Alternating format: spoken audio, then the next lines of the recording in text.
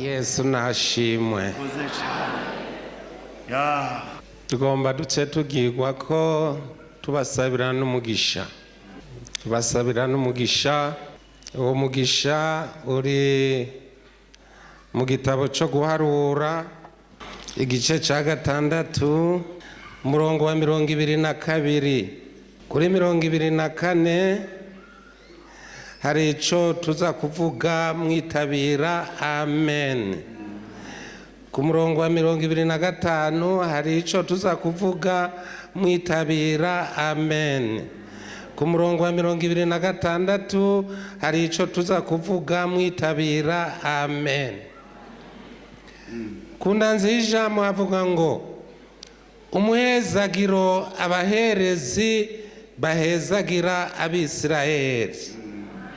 22 havuga ngo uhoraho abarira Mose ati barira Aroni n'abana biwe atuku abariko muzohezagira abisirayeli muze muvuge. Ngomba mvuge rero ico Imana yavuze guhezagira ubwoko bwayo. Maze uhoraho aguha umugisha akuzigame. Uhoraho akumurikishirize mu nyonga hiwe akugirire neza. Uhoraho akurabe neza aguha amahoro.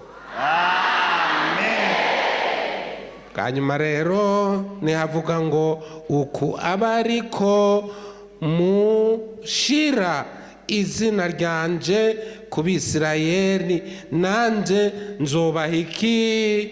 Umugisha. Dusenga Imana. Haleluya, haleluya, haleluya. Gorora ibiganza imbere y'Imana. Haleluya, haleluya, haleluya.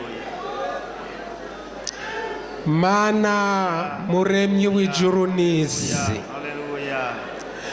nta yindi mana iriho ihwanye nawe. Uri Imana se umwami wacu Yesu Kristo. Uri Imana ya Aburahamu na Isaka na Israeli. Imana izigama aba Yakobo. Amashimwe na yawe Mana. Shimwa Yesu. Amashimwe na yawe Mana. Amen. Haleluya. Ubwoko bwawe ari ryo shengero waritumiye ku musozi, none Mana rirakunezererewe, riragutangiye amashimwe, nawe urihezagire. Cunshubura umugisha ihema ry'Imana, ihema ry'Imana ryubikira ahantu Mana abantu bawe bakunezerererwe uyu mwaka Mana. Ubu mwaka w'umugisha, ubu mwaka wo kunguka mu by'impwemu ni mu mubiri, bagukorere ubatunganye, umwe wese umwungurutse, umwungurutse uzoba ukoze Mana. Wavuze ngo ntacyo twasabye utakoze. Mu izina rya Yesu ishengero ryawe Mana uryongere umugisha, mpwemu yera rivomerere, mpwemu yera. Haleluya, haleluya, haleluya. Mpwemu yera rizigame kugeza kuri wa munsi uzoza kuri jana Mana. Ibikorwa byose byakoze, ibikorwa byose byakoze, ibikorwa byose byagushikaniye mu izina rya Yesu, mu izina rya Yesu.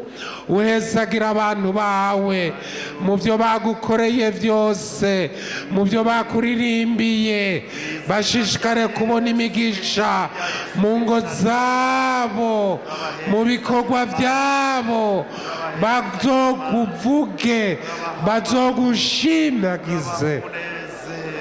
Urakoze kubyumvise mu izina rya Yesu Kristo umwami wacu, amen. N'uwoba yaje afise umutwaro ko dukoranye gutya, dufise ububasha bwo gufata mpiri icishize hejuru cose. Wizere Imana. Yesu avuga ngo wizere Imana, mwizere Imana, nanje mugire gute? Munyizere. Wewe wizeye uduze ikiganza imbere y'Imana, uvuga uti Imana, ndagomba muri uyu mwaka kubona ikintu gishasha kugira ngo mve ngaha hantu Satani yamboheye, nshigwa ahantu harusha ahandi kuba heza. Duhe kazano pasiteri abasengera. Birashoboka hakaba hari umutwaro ufise, umaze igihe utagira akazi, umaze igihe ufise igisata, umaze igihe uzigirijwe, amadeni yabaye menshi, ntugira n'icuriho inzu, ariko byose bibwire Yesu. Pasiteri asenga Imana. Haleluya. Urakoze nyiribihe byiza bidashira. Haleluya, haleluya. Tukweretse ishengero ryawe ryose, Haleluya. udasize n'umwe, kugeza ku mwana uri mu mugongo. Uwo mugisha w'Imana udushikaho twese. Turasenze Imana. Tukweretse umutwaro wa buri muntu wese, ufite ingorane, ufite igisato, ufite intambara, ufite indwara, ufite ikibujije amahoro, ugihagarike mu izina rya Yesu. Utabare ishengero ryawe, utabare ubwoko bwawe mu izina rya Yesu. Mwami, intambara yose ishire, igisato gihunge, indwara zimuke, amageragezwa ahunge mu izina rya Yesu. Ubwoko bwawe butahe banezerewe. Oh, turagushima Mwami kubyo wakoze byose. Iyi mirimo yose ikorewe aha, uyihereza umugisha. Uhezagira abatanze, uhezagira abagore amaboko yabo, abikoreye igiseke bose ubahereza umugisha. Aho bakuye ubaregeye ibyo bakoze mu izina rya Yesu. Mwami, aya maturo batanze hano wemere kuyaha umugisha, n'abatanze bose bahereza umugisha, n'abayake bose bahereza umugisha. Turasaba twizeye ko byose ubyemeye mu izina rya Yesu Kristo Mwami n'umukiza wacu, amen. Abizeye ibyo Yesu Kristo abahezagire.